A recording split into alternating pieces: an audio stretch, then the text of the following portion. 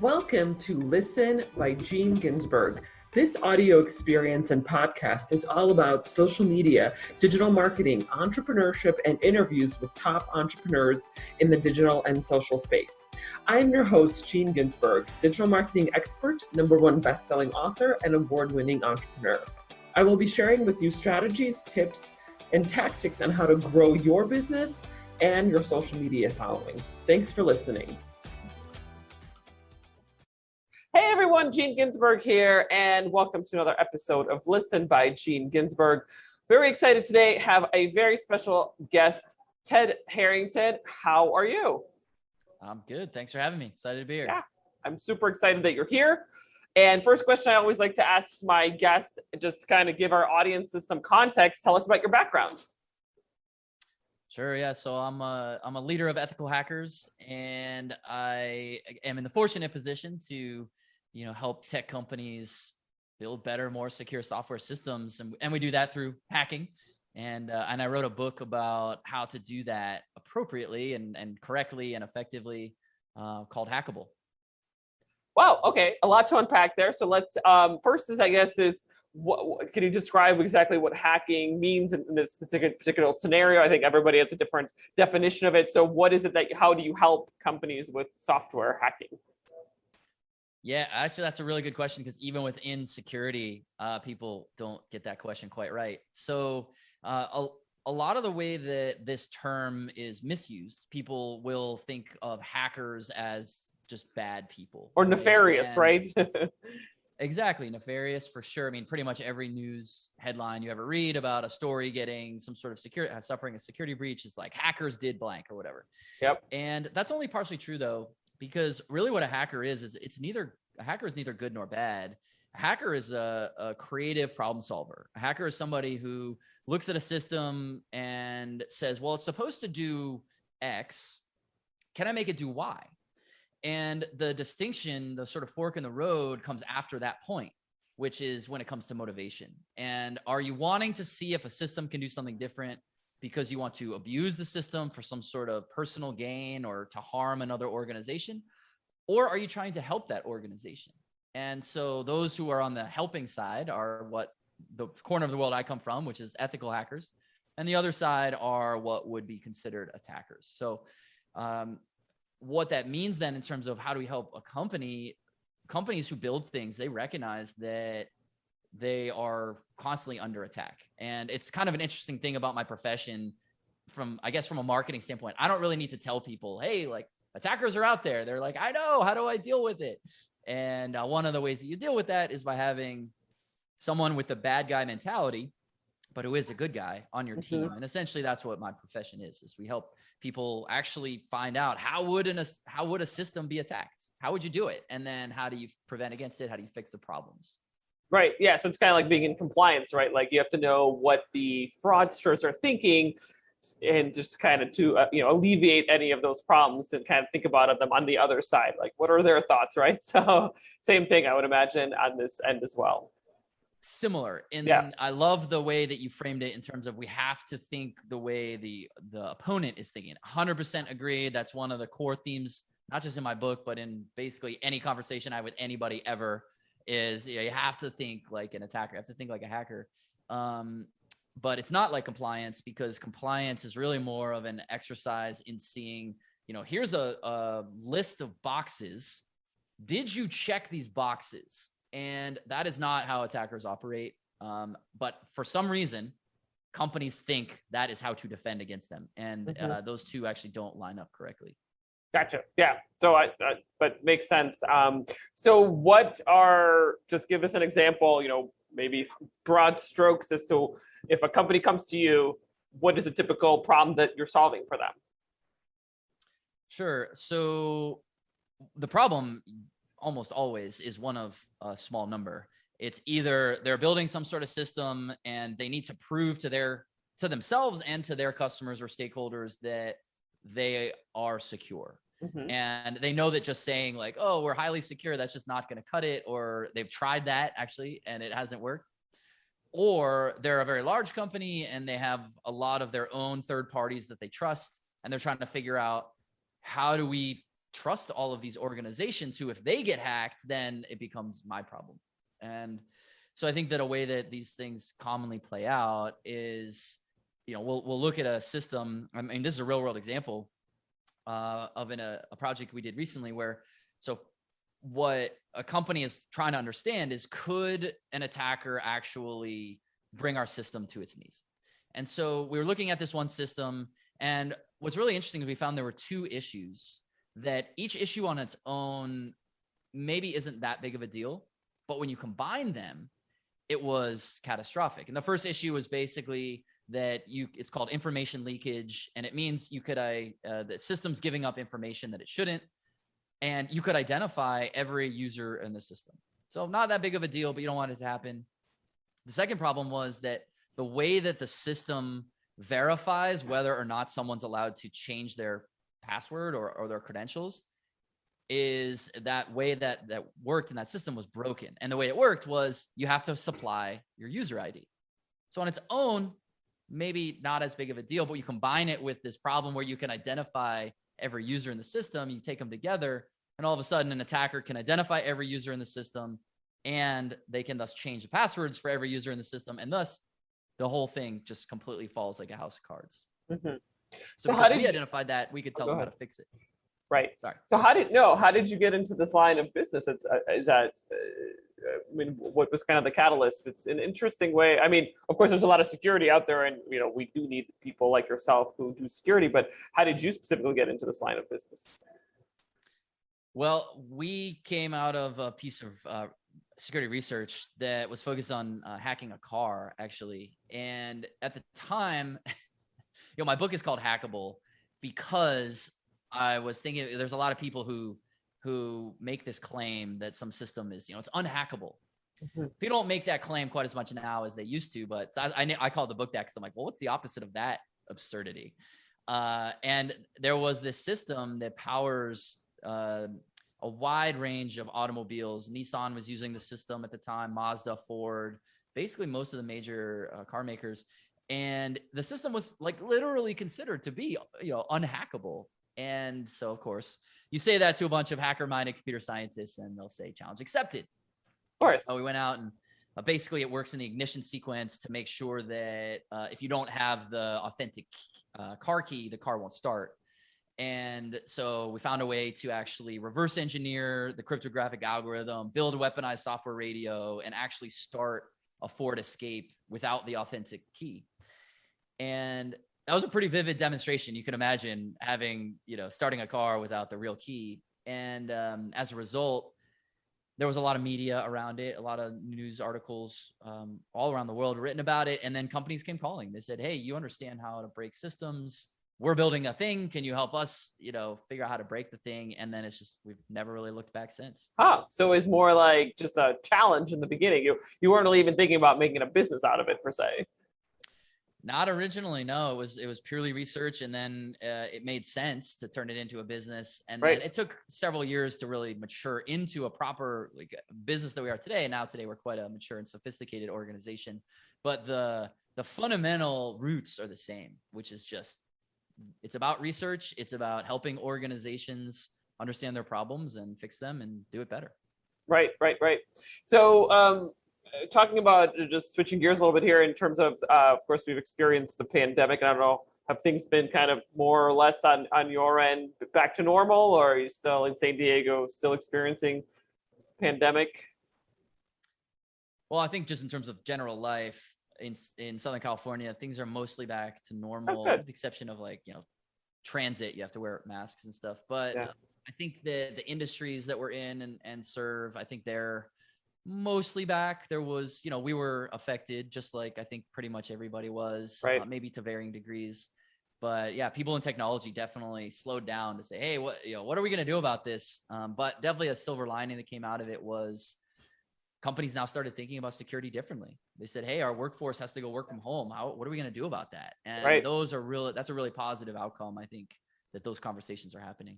Yeah, that's exactly what actually the next question I was going to ask, piggybacking off of the pandemic, what have been the changes? Of course, I'm, on my end, I'm obviously not an expert like yourself, but, a lot of people working from home now.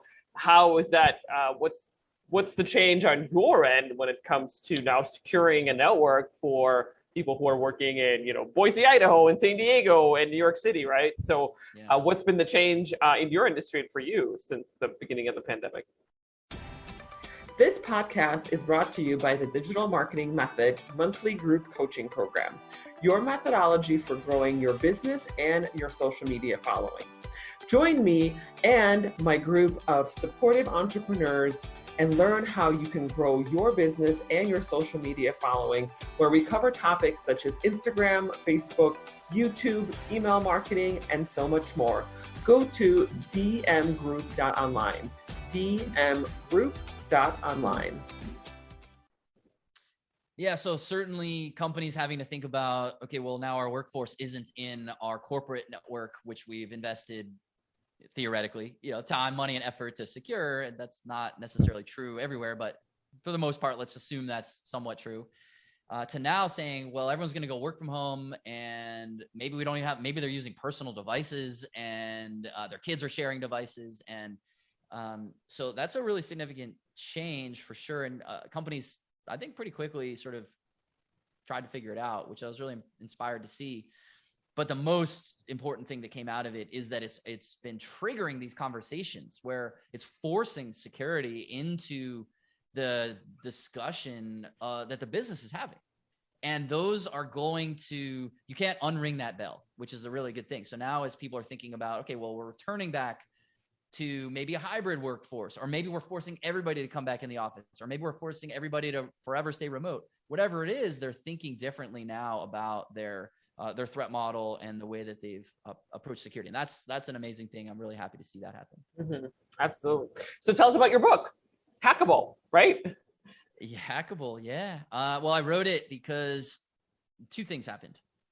The first thing was that I observed that I kept having the same conversations over and over and over again, because in my role as, getting to lead this really incredible group of ethical hackers is that, I'm constantly working with leaders in technology, leaders in security, as they're trying to figure out in their company, how they gonna do this.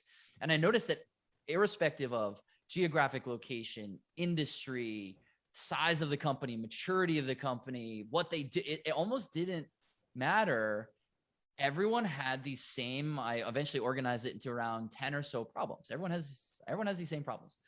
And I thought that was really interesting. And then I started thinking about, okay, well, what are the conventional solutions to those problems?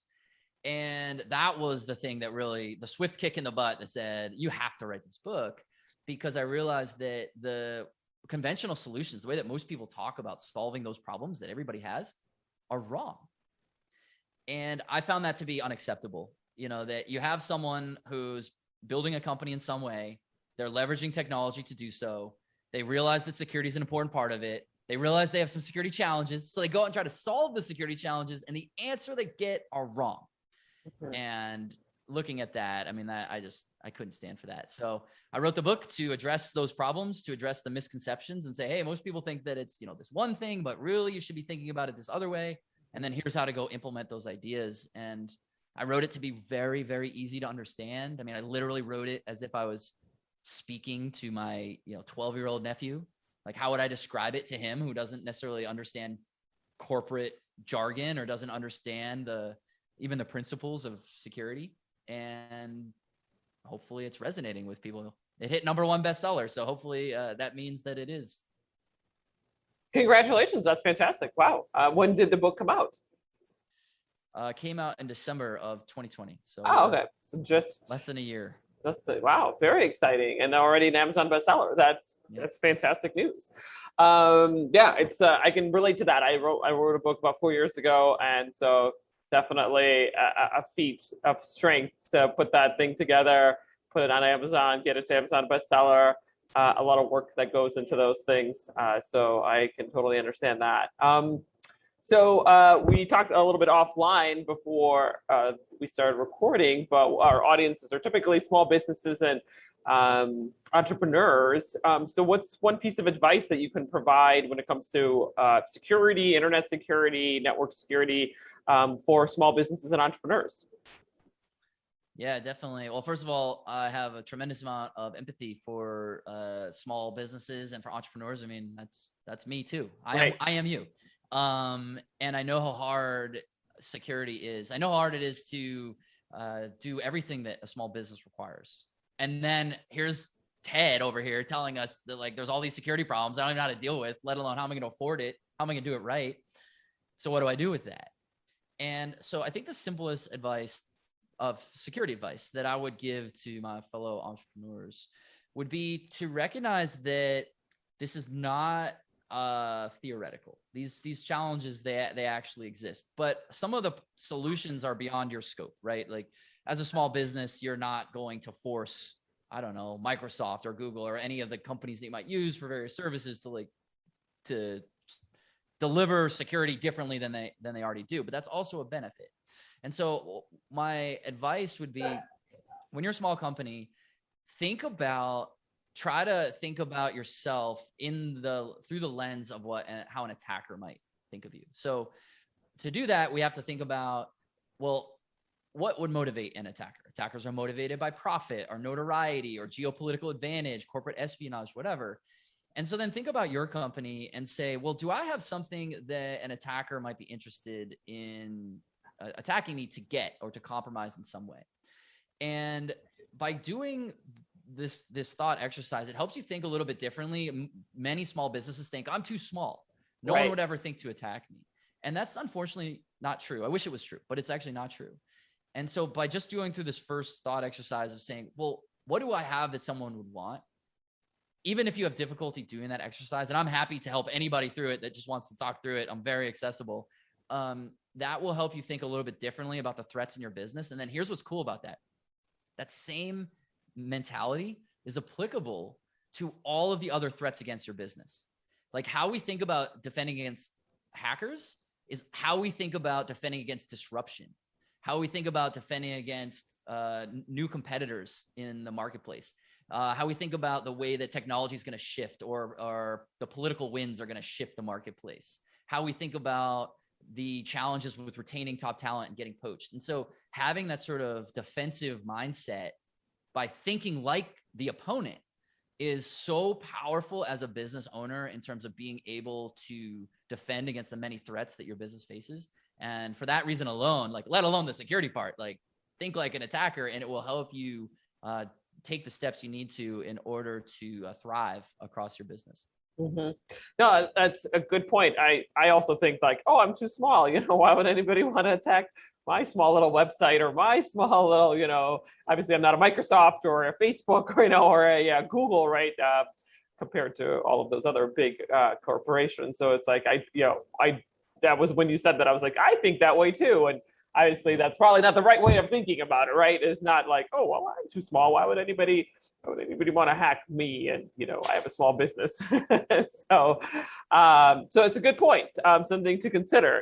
I always say I learn something from every guest that comes on to this podcast. Yeah. So yeah, thank you for sharing that. And I think that's important for me and everybody who's listening to think about that as part of their small business. And then the last question I always like to ask is kind of a wild card. What is your prediction for the future? And that is very open-ended. It could be specifically your industry, let's say security, could be terraforming Mars, self-driving cars, AI, robotics, whatever Elon Musk has on his agenda for the day, completely open-ended.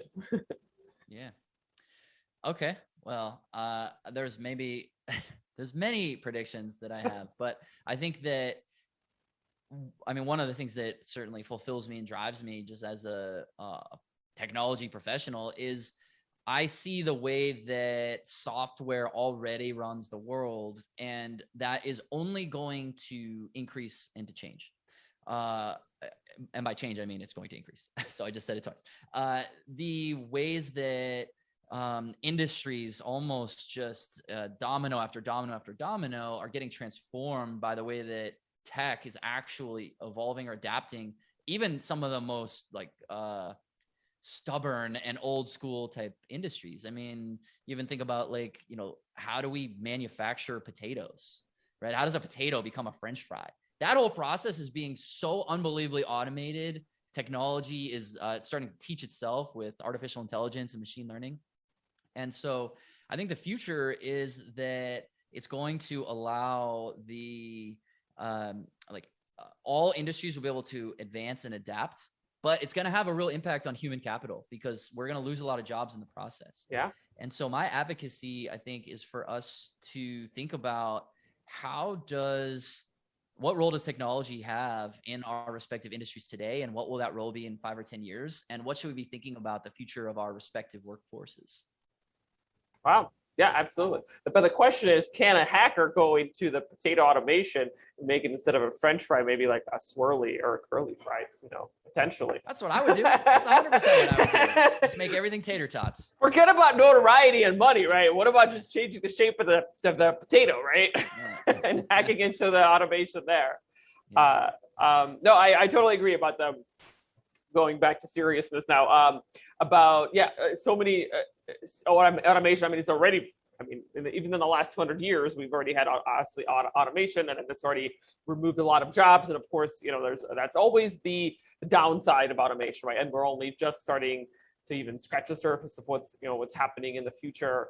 I had somebody on the podcast who I asked that question, and we talked about self-driving cars and how that's also that part. That is in itself also automation, right, in a way. And now that's going to change the workforce in the next 5 to 10 years if there's not going to be any more truck drivers or people who are driving Uber, right? So it's a subset of automation as well, self-driving cars. But it's very true. A lot of it goes back to what's going to happen to people and jobs in the next 5 to 10 years in a lot of different industries, right?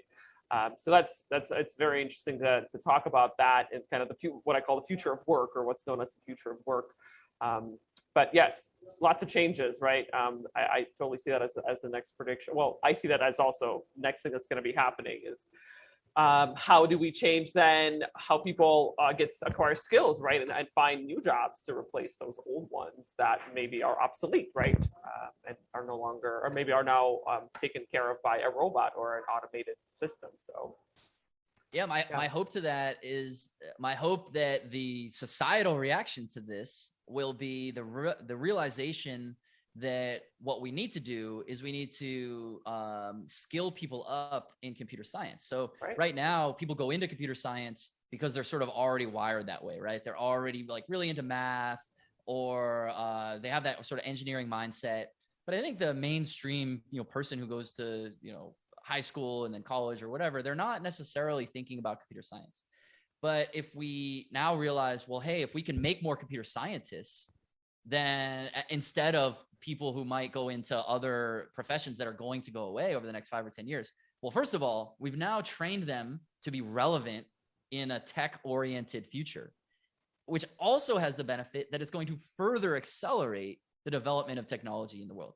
And so that to me is, I mean, maybe it's way too utopian of an idea, but to think that the solution to this looming problem will itself create more opportunity, more evolution, solve more societal problems. And that's, I mean, if that's not inspiring, then man, I don't know what is. Mm-hmm. I agree. I love that thought. Hopefully that just changes things around, right? And we just solve more problems instead of less, right? Yep. Instead of complaining about having problems. So awesome. Well, this is a great conversation. I really enjoyed it. I always love talking about the future of work. And Ted Harrington, the book is Hackable. And of course, if you have any questions about security or looking at what your small business looks like when it comes to security, let's definitely reach out. So how can our audiences get in touch with you? Yeah, super easy. Just go to tedharrington.com. If you want to follow me on social media, you want to learn more about my book, you want to ask questions about security testing or any ways that we might be able to help you with security, you just want to talk to me, like I'm accessible. So just go to tedharrington.com, and however I can be a resource, I would be happy to do that. Great. Thank you so much for being here. Thanks for having me.